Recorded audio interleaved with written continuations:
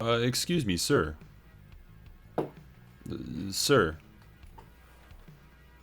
Me? Yes, you with the neckbeard. You seem to enjoy playing video games. Well, I'd consider myself the average casual gamer.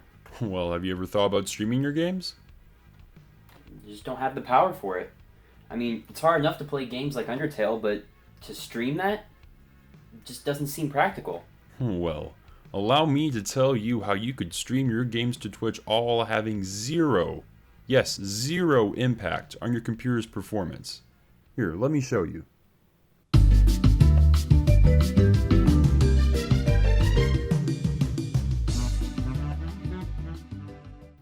So, you're thinking about streaming to Twitch.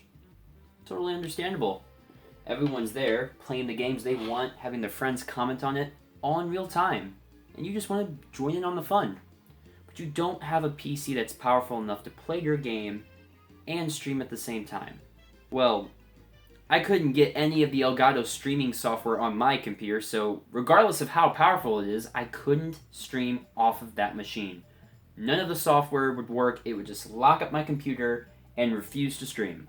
And without the Elgato software to run on my Elgato capture card, I couldn't export that to OBS or XSplit or any other type of broadcasting software unless I had the Elgato capture card software. So, I couldn't stream on that machine. I started digging around on the interwebs and I found out that most Twitch streamers have a secondary PC to do all the streaming. That way they can stream whatever they want on one machine and game on whatever settings they want on the other. Basically, the main machine does all the computing power for the game itself and displays that to your monitor. But before going out to your monitor, it goes out of the machine into a capture card of some sorts and then out to the monitor, whilst that capture card decodes everything and runs it back into the secondary streaming machine, which re-encodes it and puts it into your streaming software and then runs that out to a line to your router or Wi-Fi or however you do it to the internet. But come on, who's got $500, $600, $700 to spend to build another decent machine and do all that? I mean, it's doing one job, but you're still going out and building another computer, right? Well, today I'm going to tell you how I turned this $175 refurbished business PC into a successful Twitch streaming box. Well, getting used machines is a little sketchier than buying something that's refurbished. If it's refurbished, there's most likely a company or an organization that you can go to in case you purchase the product and you take it home and you find out it doesn't work. If you buy it used off of Craigslist, most likely the power supply or some other components may be broken if you don't physically get to look and test the machine before you take it home.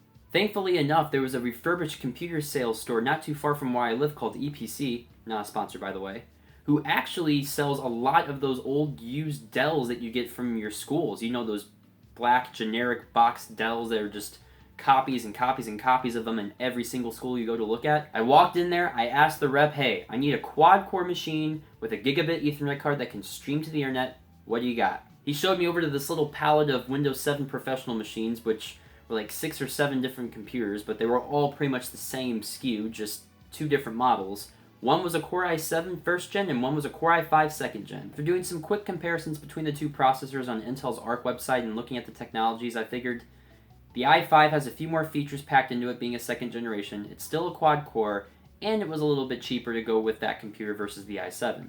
I also came across a little plaque that said 50% off for Windows 7 machines, and apparently the rep told me by October 31st they had to stop selling Windows 7 machines, and it was a Windows 7 Professional. Took 50% right off the sticker tag and lowered it down from $350 to $175. So, the machine I wound up bringing home with me was a Lenovo ThinkCentre M71E with a Core i5 2400 at 3.1 GHz, 250 GB of storage, and 4 GB of RAM.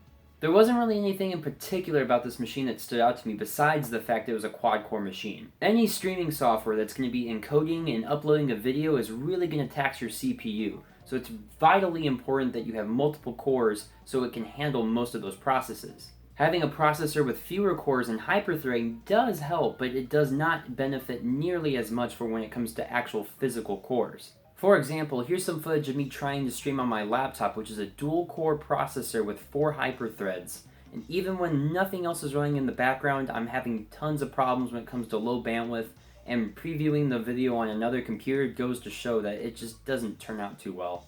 If you're considering getting a refurbished computer, I highly recommend getting something with at least a quad-core processor in it. Anything below that just won't result in the best of quality when it comes to streaming. Now, although this computer only has 4 gigabytes of RAM, it really didn't make much of a difference when it came to streaming. Like I said before, your CPU is going to be your most critical component to look at when you're looking for a computer that's going to be streaming. So 4 gigabytes was more than enough to handle all the Windows processes and stream just fine. Of course, you can throw more RAM in if you'd like to use the computer for other processes as well, but 4 gigabytes was more than enough for streaming my video up to Twitch. So now it's time to show you the process of setting up this computer and see what the results were firsthand. Take it away, Mason. Alright, so I just plugged in the Ethernet plug into the back of my router, and I thought in the grand scheme of things the wire would be a little bit shorter, but here's what I basically got. I got a lot of extra slack of the wire, which comes down here, and then it all basically just sits here on the ground. This is about another almost 10-15 feet of wire that is just chilling down here. Comes back around here, and here's the fun part. Runs back around this equipment, onto the floor, back behind all this random junk, then zips back here to the wall, runs alongside the wall, underneath the door, out around the door, all along the back side of the wall. Now, I don't know how well my parents are going to like that, but there's not really anything I can do since my dad didn't want to run wire in the ceiling or anything when he built this basement. This is what we have to deal with. So, as long as on that wall, doesn't look quite nice when it's sitting here, but oh well. You can't really trip over it unless you're walking in my room. It doesn't really, in fact, it's not even that thick, so I can't really trip over it. But runs along the wall, over here into my room. It then runs into the back of my wall over here in my room, hides underneath the wall so it kind of gets tucked away. Then it comes back out for a minute and then hides right back into it, and with it, it takes another wire, which is my left and right audio for my cassette deck that is up here with the rest of my setup. So both those wires that wire runs down, connects alongside with the Ethernet cable, runs along here, into my room, kind of around here in my closet just to give it some slack, back under the wall, and then out around the back side of the door, where the left and right audio come out to go into an inverter, so it will go to left and right into aux, so it will go back to my computer. And the Ethernet cable comes along back there as well and pops out and connects right into the Lenovo PC, which is now going to be my Twitch box, which will do all the processing power, solely the processing power, nothing else besides rendering the video and uploading the video, whilst this bad boy is going to do everything in terms of gaming and, well, actual gameplay. It's just going to be a window for this guy to capture off of, but I think I've already explained all that. So, 2 PCs in one. The only thing left to do now is to power this sucker on. Holy cow, that's loud. And there we go. Now, the process begins to set up Windows. Yay! The funnest part. Alright, just got the setup completed, and both of my machines are on and running on the same power strip, so surprisingly, nothing has exploded yet, so that's a pretty good start. And there's my Windows 10 machine, and there's my Windows 7 Professional machine, so this will be running all of the Twitch streaming and the Twitch applications, whilst my Windows 10 machine will be actually doing all the heavy work and doing the gaming.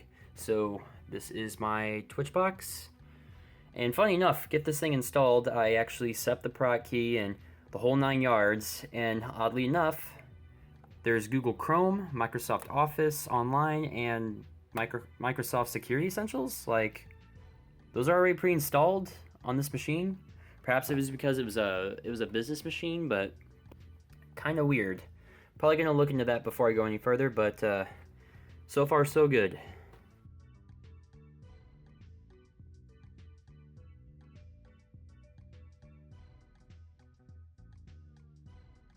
So, in my efforts to find a Windows 7 Professional ISO, I went to the Microsoft Software Center to download it, and of course, when I put in my prod key to download the Windows 7 Professional ISO, I get this error because I don't have a normal prod key. I have an OEM product key because I got a refurbished computer from Lenovo, which is most likely from some old business because it is a business-based computer and it has business software programs that are pre-installed on it. So Microsoft is basically saying, go to Lenovo and they will give you your ISO, except they won't, because when I do go to Lenovo and put in my computer information, I am out of my warranty, obviously, because this is a refurbished computer. So basically, I just need a Windows 7 Professional ISO, 64-bit. Service Pack 1 would be fine as well. It's preferred, actually, because that's what this is. And I would be fine, but no one's going to give it to me unless I torrent it or do something like that. I'm basically screwed. Wait a minute. Maybe not. So, while I was in high school, I used to go to this career center halfway through my day. It was for some work-study program for computer networking. It was in my senior year, but I remember when I used to go there, we had access to the student portal of the Windows Microsoft Software Center or whatever. So we had access to all of their ISOs. Now, obviously, the serial codes that they would give to us when we download them only lasted for like a few months at most, or until our access to that portal was gone. So I don't have access to that portal anymore, and all the serial keys for them are probably gone. But my OEM prod key should work on any Windows 7 Professional ISO, and I do believe when I was there, I downloaded like a bunch of those ISOs just so I could save them. I'm pretty sure I have Windows 7 Professional lying around. So, this pile I got right here. Let's see. We have, is this it? We have Windows 10 November update. Nope. We have the Windows 10 Professional. Not it. Windows 8.1 Professional. Okay, this is getting tedious. Windows Vista Enterprise. Nope.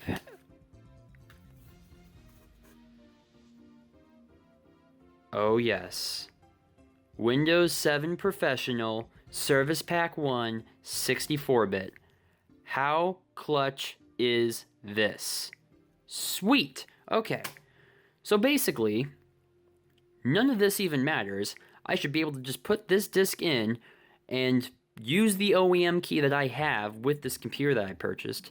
I should just be able to punch in the OEM key and it should convert that ISO, the Windows 7 Professional ISO, to a Windows 7 Professional OEM ISO, or convert it through the key. It doesn't really matter. As long as the key matches up with Windows 7 Professional, this should work.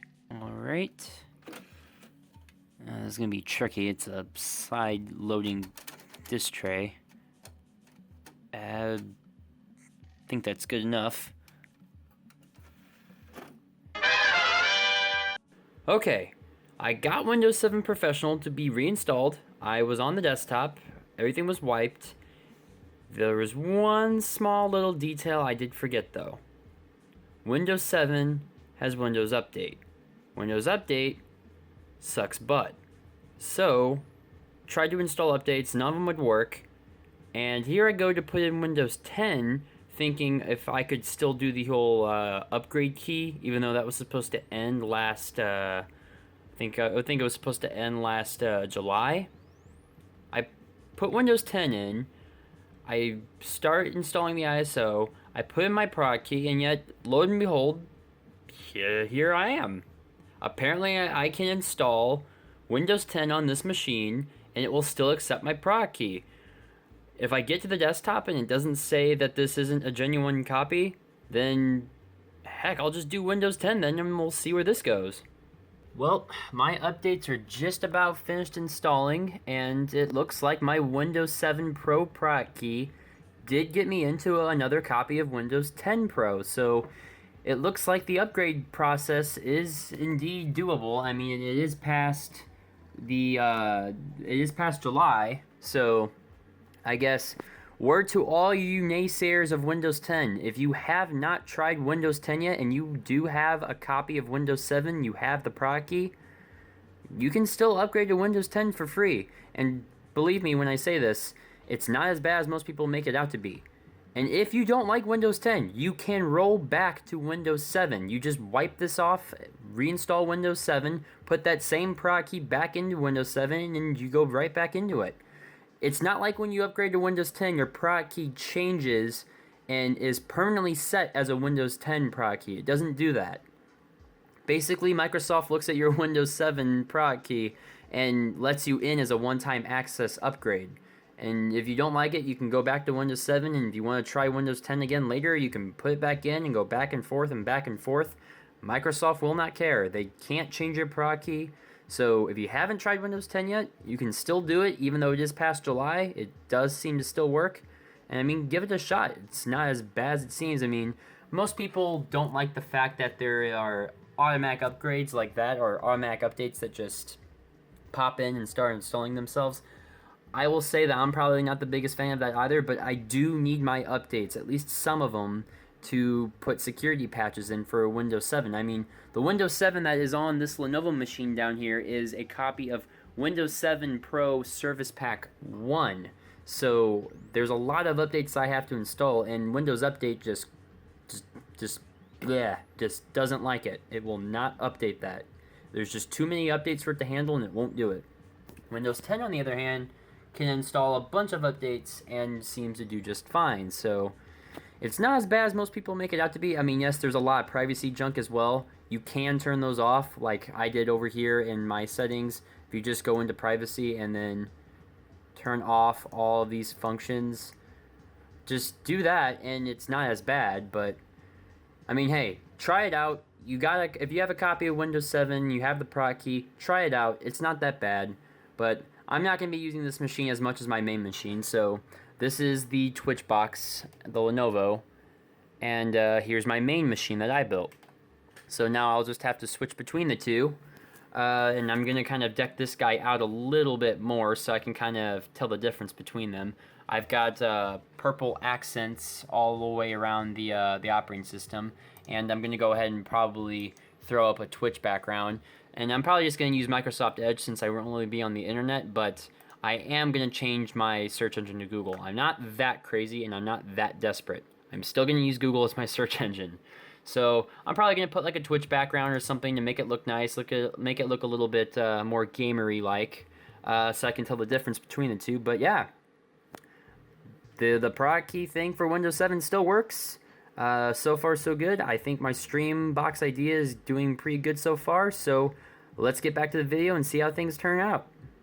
So after installing OBS, it seems like things were going pretty smoothly, actually. It seems like my switch to Windows 10 was a pretty good call, too, for my system. Just sitting at idle on Windows 7 was using about 26% of my CPU and about 3 gigs of RAM, whilst as sitting idle on Windows 10, I wasn't using any of my CPU and only about a gig of RAM.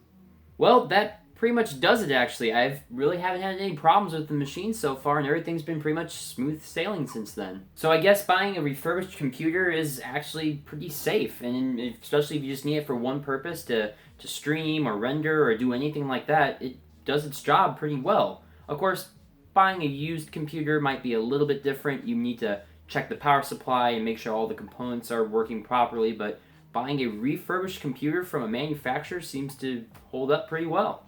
Believe me, I'm sure there are plenty of other Twitch streamers out there that have bought reused machines and have repurposed them into stream boxes, and it's a much cheaper route to go that way as well. But, you know, it's best to have a video kind of explaining all this stuff and just give my personal preference on how I went about getting my machine and what I've experienced. Just a few closing remarks though. If you're looking for a box that's going to stream to Twitch, make sure you look for something that's at least a quad-core processor, about 4 gigs of RAM, and then whatever hard drive space you think you need, but that processor is going to be the most critical component when you look for a computer. If the computer is not going to be close to your router and you don't want to run a 100-foot Ethernet cable like I did, you could purchase a wireless card and add that into the computer, but I really didn't want to go that route since I already have 25, 30 other devices on my network, and having a wired connection is going to be much more stable than any wireless solution. Anyways, guys, I hope you enjoyed the video. If you did, leave a like. If not, leave a dislike and tell me what you didn't like about it. If you have any questions about the computer itself, any of the components, or any problems you think I might have ran into, leave a comment below and I'll definitely get back to you on that. I'm thinking about doing maybe a video a week, something like that. I do have school and a job and everything I gotta take care of as well, but it's been fun playing around with older computers and refurbished computers, and I have a few other projects that are off to the side over here that I'm thinking about doing a video on, so just let me know if you like it or if there's anything else you might want to see on my channel. Hopefully I was able to help anyone who is starting off on Twitch. If you have a channel on Twitch, leave a comment below, and I've got my own Twitch channel as well, it's in the description. Perhaps we could play some games together, or if you have anything else in mind, maybe we'll collab on something. I'm game for anything. Get it? Because it's a game, and it's about Twitch. I'm socially awkward. Oh, bye.